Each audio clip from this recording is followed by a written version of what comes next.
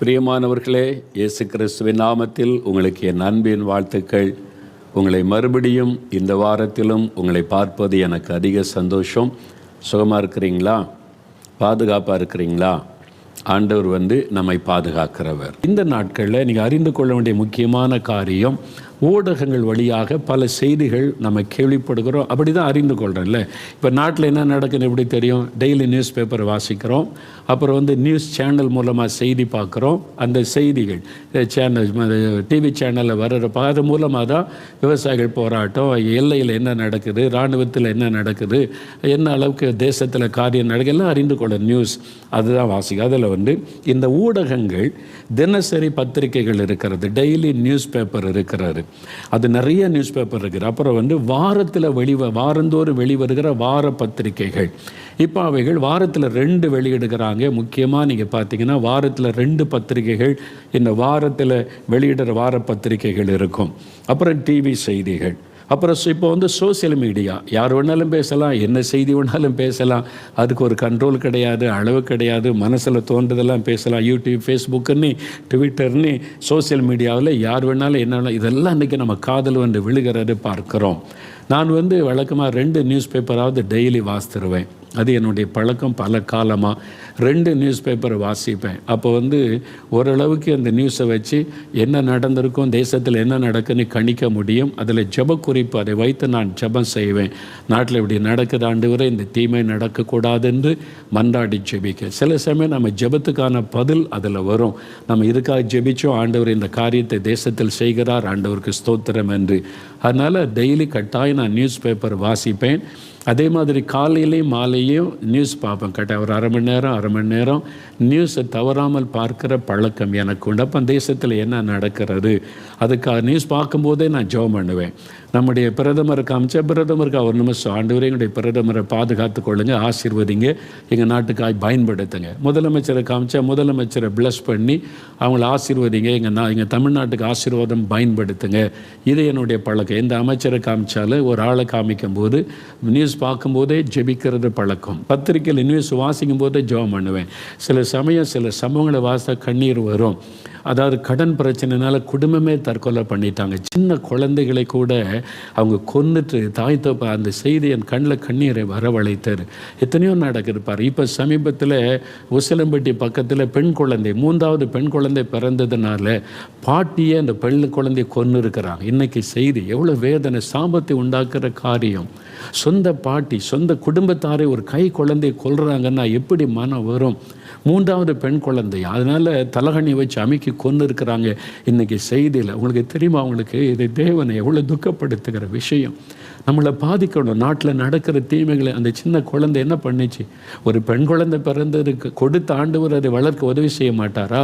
இந்த மாதிரி தப்பான நம்பிக்கைகளெல்லாம் நம்ம நாட்டில் இருக்குது. நிறைய கிராமத்தில் அதான் பாழாகிறது, சாபம். அந்த சின்ன குழந்தையை கொன்னுட்டாங்களே. எத்தனை லட்சங்கள் ஒரு குழந்தை கிடைக்காதன்னு ஏக்கத்தோடு ஜெபிச்சுக்கிட்டு இருக்கிறாங்க. பெண் குழந்தையாக இருந்தால் ஆண் குழந்தையான பெண் குழந்தை சாபமா, பெண் குழந்தை ஆசீர்வாதம். இன்றைக்கி இதெல்லாம் பிசாசு செய்கிறான். அதுக்கு பின்னால் இருப்பது பிசாசு. அதான பெண் குழந்தை வெறுக்க வைக்குது. இதெல்லாம் இன்றைக்கி நம்ம நாட்டில் நடக்குது. எப்படி தெரியும்? நியூஸு நீங்கள் பார்க்கணும், நீங்கள் வாசிக்கணும் என்ன நடக்குன்னு. இப்போ சிவகாசி பக்கத்தில் சாத்தூரில்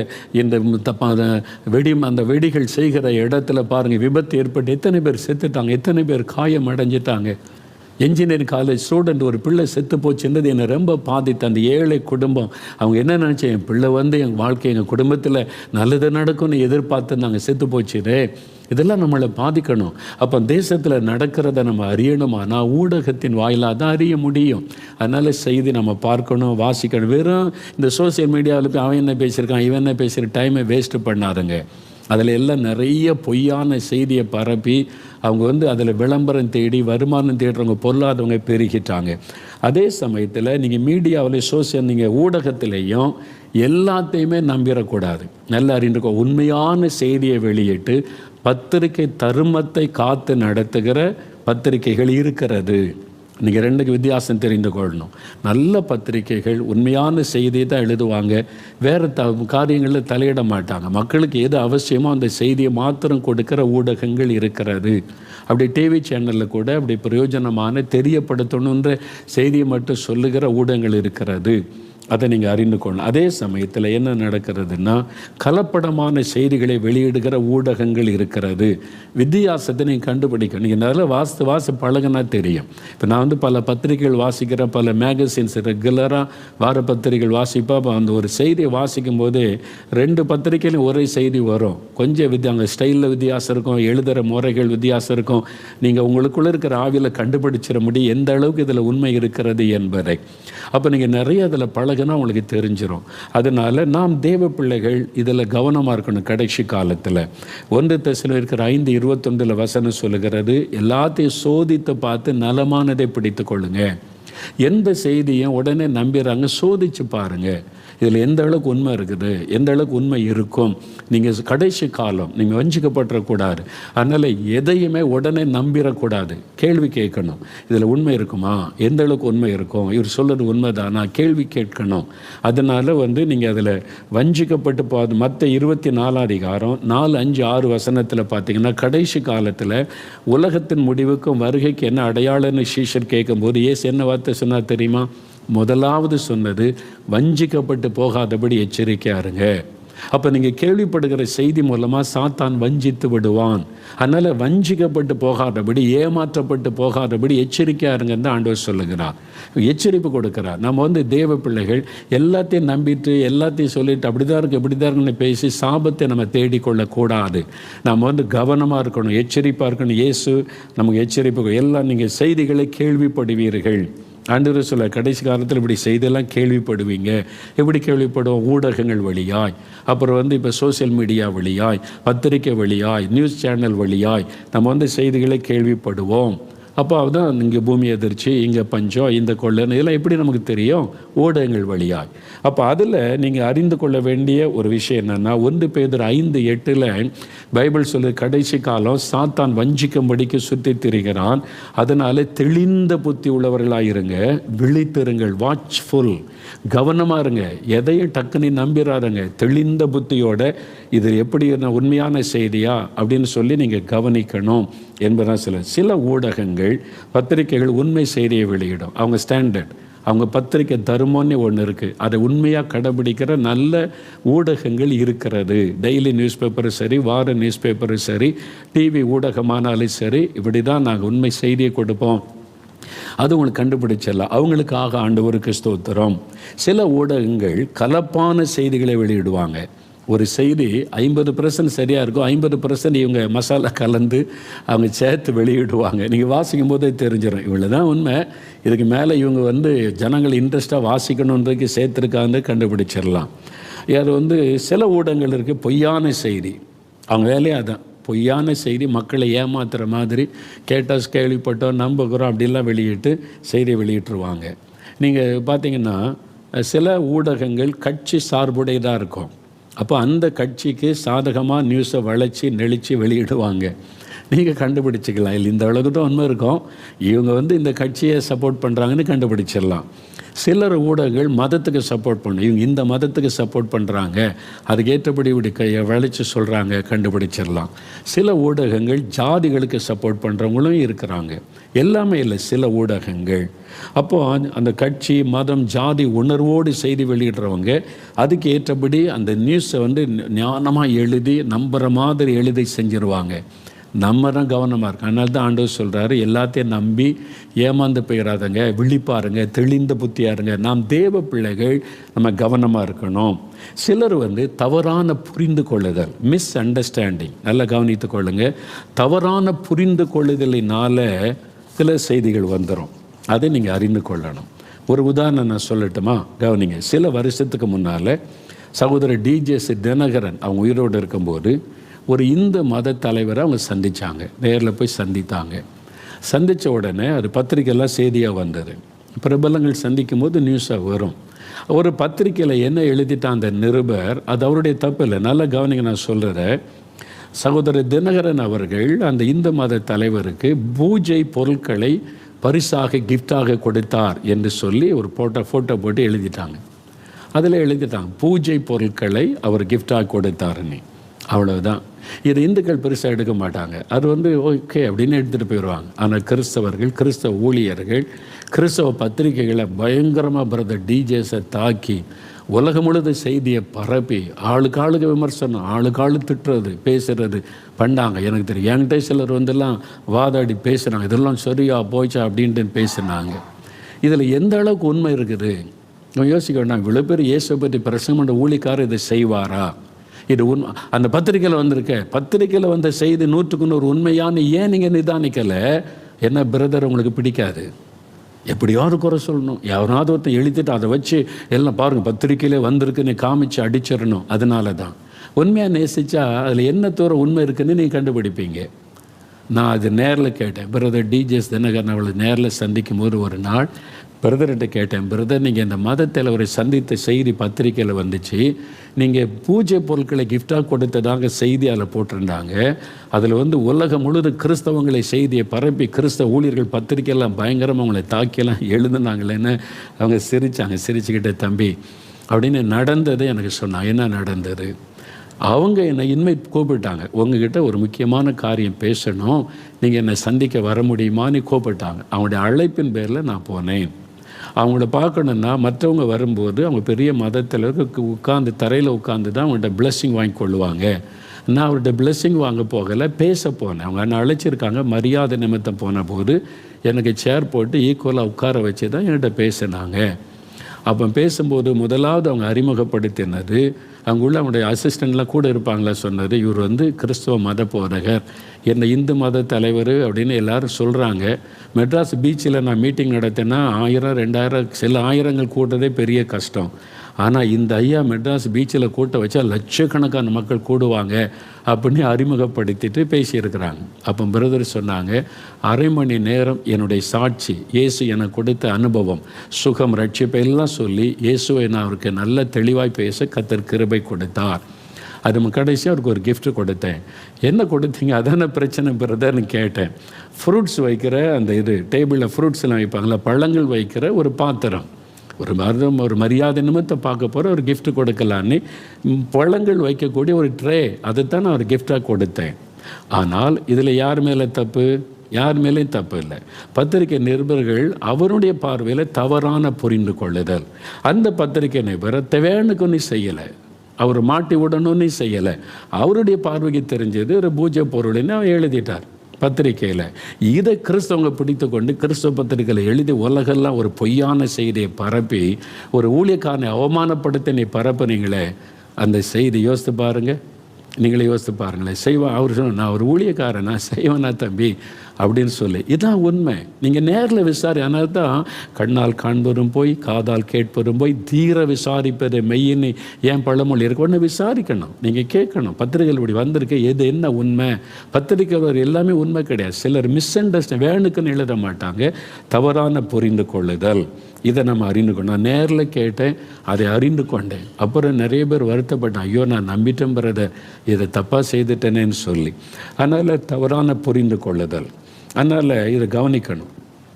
ஒரு கிறிஸ்தவ ஒரு பத்திரிகை நிருபர் ஒரு சமயம் என்னை பேட்டி காணன்னு வந்தாங்க. பிரபலமான வார பத்திரிகை. ஏன்னா கிறிஸ்தவ மத தலைவர்களை குறித்த சில செய்திகள் வந்தது பேப்பர்லெல்லாம். அப்போ அது குறித்து உங்கள்கிட்ட பேட்டி எடுக்க வேண்டேன். எனக்கு அந்த பேட்டி கொடுக்கலாம் விருப்பம் இல்லை, அப்படியில் இருந்தேன். ஆனாலும் அவங்க சொன்னாங்க, நீங்கள் என்ன சொல்கிறீங்களோ அதை நாங்கள் போடுவோம், எதுவும் கூட்டி குறைச்சி போட மாட்டோம். நாங்கள் அப்படிப்பட்ட ஒரு ஸ்டாண்டர்ட் பத்திரிக்கை. அந்த நிருபர் சொன்னாங்க, சரியா நீங்கள் என்ன கேள்வி கேளுங்கன்னு சொல்லி நான் சொன்னேன். அப்படியே போட ஒரு வார்த்தை கூட்டவும் இல்லை குறைக்கவும் இல்லை. அப்படி நல்ல பத்திரிகைகள் இருக்கிறாரு. கரெக்டாக நான் ஒரு பேட்டி ஒன்றும் கூட்டவும் இல்லை குறைக்கவும் இல்லை, அப்படியே வெளியிட்டாங்க. அவங்க ஒரு பத்திரிகை தருமத்தை காத்து நடத்துகிற, நீங்கள் அடையாளம் கண்டு அந்த மாதிரி பத்திரிகை வாசிங்க. இந்த மாதிரி கச்சடா வெளியிடுற பொய்யான செய்தியை பரப்புறதெல்லாம் வாசிடுறாங்க. அதே சமயத்தில் இன்னொரு சமயம் ஒரு பிரபலமான நபர் தெரிஞ்ச, அப்போ ஒரு நிருபர் கேள்வி கேட்குறேன். நான் பக்கத்தில் நிற்கிறேன். பிரபலமான நபர்கிட்ட 3 கேள்வி கேட்டான். 3க்கு அவங்க பதில் சொன்னாங்க. அவ்வளோதான், போயிட்டார். அடுத்த நாள் பத்திரிக்கையில் வருது செய்து 3 கேள்வி தான் கேட்டாங்க, 3க்கு அவங்க பதில் சொன்னாங்க. ஆனால் அடுத்த நாள் பத்திரிக்கையில் நான் வாசினா பக்கத்தில் நின்று அந்த நிருபர் கேள்வி கேட்டு அவங்க பதில் சொல்லும்போது, அதனால் இன்ட்ரெஸ்டிங்காக பார்த்தா 6 கேள்வி 6 பதில். எனக்கு ஆச்சரியம். 3 கேள்விக்கு தான் கேட்டாங்க, 3க்கு தான் பதில் சொல்லிட்டு அவங்க போயிட்டாங்க. இவர் 6 கேள்வி 6 பதில். அவங்ககிட்ட கேட்காத கேள்வி, சொல்லாத பதில் எல்லாம். அந்த நிருபர் சிலர் இங்கே பழக்கம் வருவாங்க.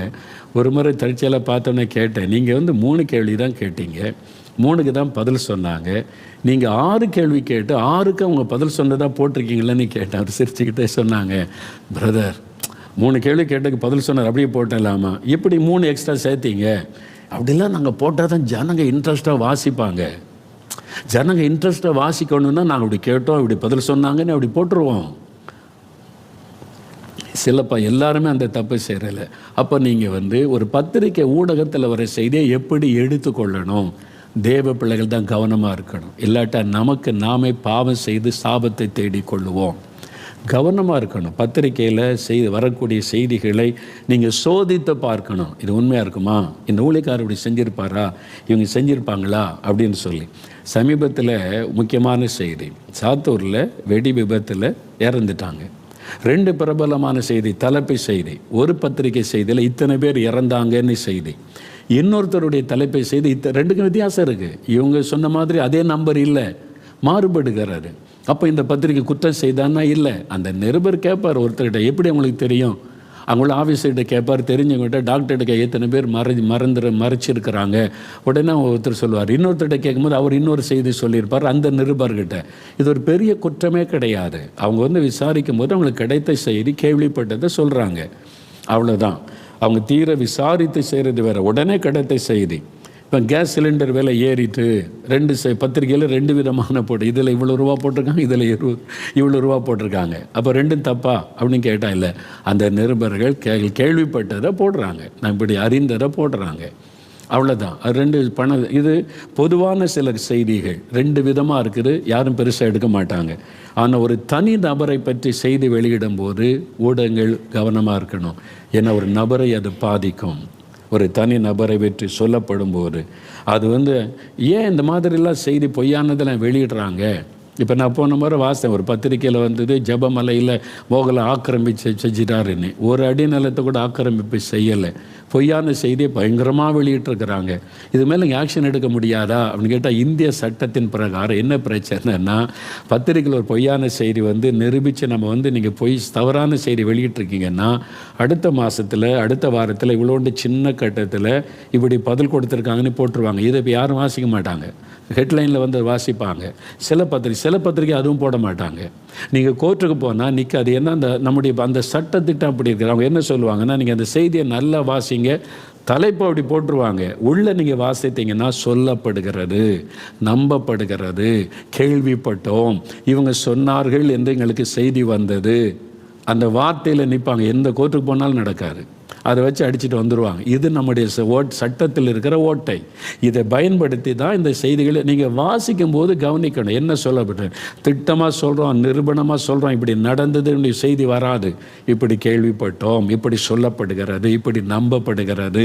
இதுதான் நம்ம நாட்டு பத்திரிகையில் உலகம் முழுதே தான், இங்கே மாத்திரம் இல்லை, அமெரிக்காவிலையும் இப்படி தான் எல்லா அப்போது வாசிக்கிற நம்ம தான் கவனமாக இருக்கணும். எது உண்மை, எது போய், எந்த அளவுக்கு இந்த செய்தி உண்மைன்றதை விசாரித்து கேட்டு அறிந்து கொள்ளணும். அதில் சமூக வலைதளத்தில் இப்போ வர்றது, வாட்ஸ்அப்பில், யூடியூப்பில்னு யார் வேணாலும் என்னாலும் பேசலாம். இப்போ இவங்களாவது பத்திரிக்கை நடத்துகிறாங்க, ஒரு டீசெண்டாக நடத்துகிறாங்க, ஒரு கேள்வி கேட்டால் மறுப்பு கூட போட்டுருவாங்க. இது தப்புங்க, நாங்கள் அப்படி கிடையாதுன்னா மறுப்பு செய்தி போட்டுருவாங்க. ஊடகத்தில் பேசுகிறோம் பாருங்கள், கையில் பைபிள் வச்சுக்கிட்டு பெரிய பரிசுத்தவான் மாதிரி எல்லா ஊழியத்தையும் திட்டி குறை சொல்லி பேசுவான். நீங்கள் அதை நம்பிக்கிட்டு இப்படி ஒருத்தர் பேசுகிறாரு அப்படின்னு பிசாசு நல்லா பேசுவோம், அறிந்து கொள்ளுங்க. சாத்தான் மாதிரி பொய் சொல்கிறதுக்கு ஆள் கிடையாது, பொய்யானதை பறவை செய்கிறதுக்கு ஆள் கிடையாது, பேசுவான்.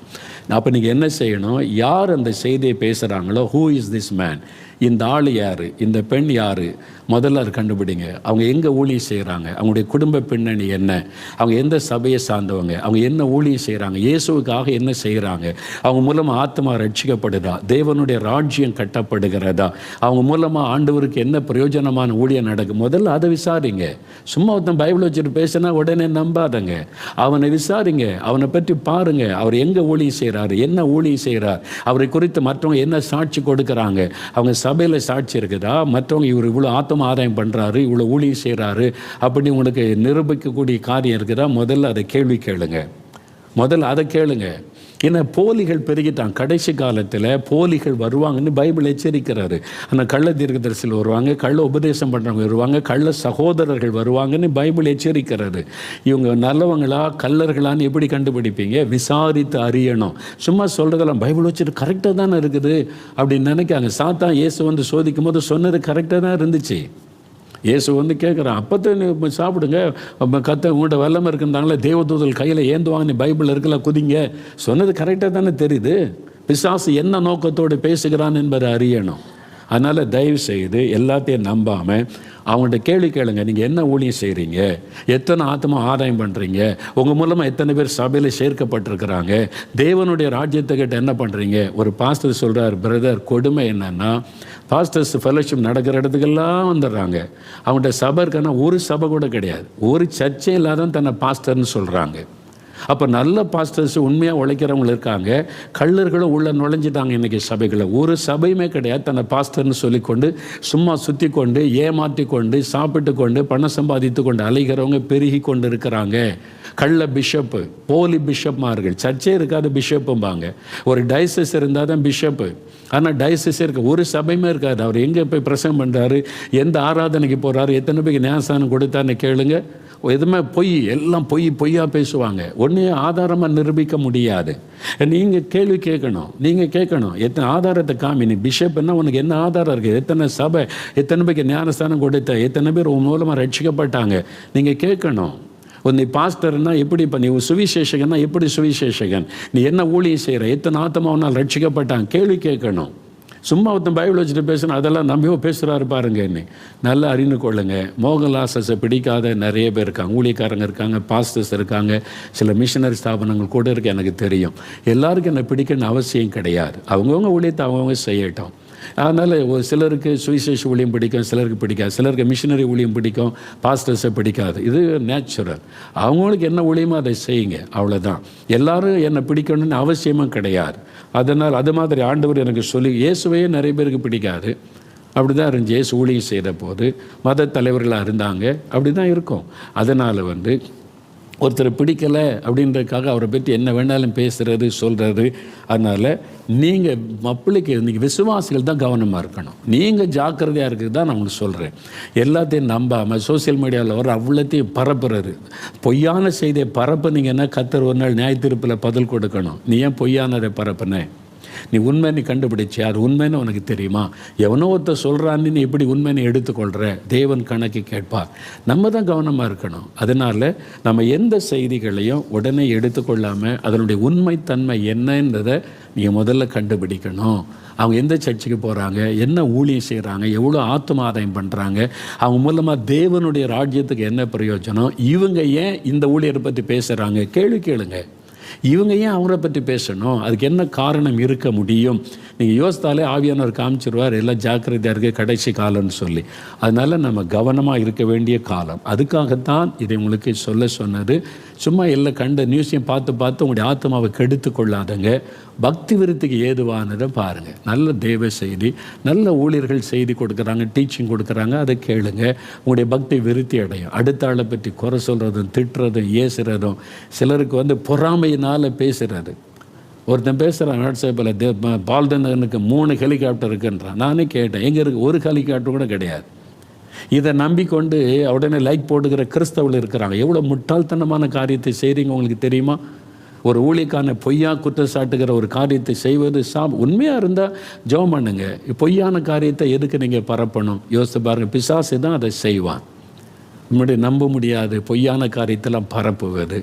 நீங்கள் தான் கவனமாக, யார் வேணாலும் என்ன பேசிட்டு போட்டோம், நீங்கள் கர்த்தருக்கு உண்மையாக இருங்க. ஜெபிக்கிற பிள்ளைகள் தயவுசெய்து இந்த மாதிரி காரியத்துக்கு இடம் கொடுக்காமல் நீங்கள் ஜாக்கிரதையாக இருக்க தான் சொல்கிறேன். அவ்வளோதான், சரியா? அப்போ நான் இது ஆண்டவர் சொன்னார், என் பிள்ளைகளுக்கு விழிப்பாக இருக்க சொல்லி. கடைசி காலம், அவங்களே அவங்களுக்கு சாபத்தை தேடிக்கொள்ளக்கூடாது. நீங்கள் கவனமாக இருங்க. யார் என்ன சொன்னாலும் கேள்வி கேளுங்க. அந்த ஆள் யார், ஏன் இவர் இன்னொரு ஊழியரை பற்றி பேசணும், இந்த ஆள் என்ன ஊழியம் செய்கிறாரு, இவருக்கு என்ன சபை இருக்குதா, இவங்களுக்கு என்ன டயசிஸ் இருக்குதா, இவர் என்ன தேவனுடைய ராஜ்யத்தை கெட்டுறதுக்கு என்ன பண்ணுற, எல்லாம் கொஸ்டின் பண்ணுங்கள். கேள்வி கேட்டாலும் உங்களுக்கு விட தெரிஞ்சிடும். ஓகேவா? சரியா? சரி, இனி நாம் இப்போ ஜெபம் பண்ணி முடிச்சிட போகிறோம். நாளைக்கு விரிவாக பேசலாம். இனி சம்பவிக்க போகிறது என்ன, அதான் இனி பேச போகிறோம். வருங்காலத்தை அறிந்து கொள்ள எல்லாருக்கும் ஆசை. இனி சம்பவிக்க போகிற என்ன தெரியுமா? ஒரு 6 காரியம் சொல்கிறேன், நீங்கள் கவனித்து கொள்ளுங்கள். இயேசுவனுடைய ரகசிய வருகை, secret coming of Jesus Christ.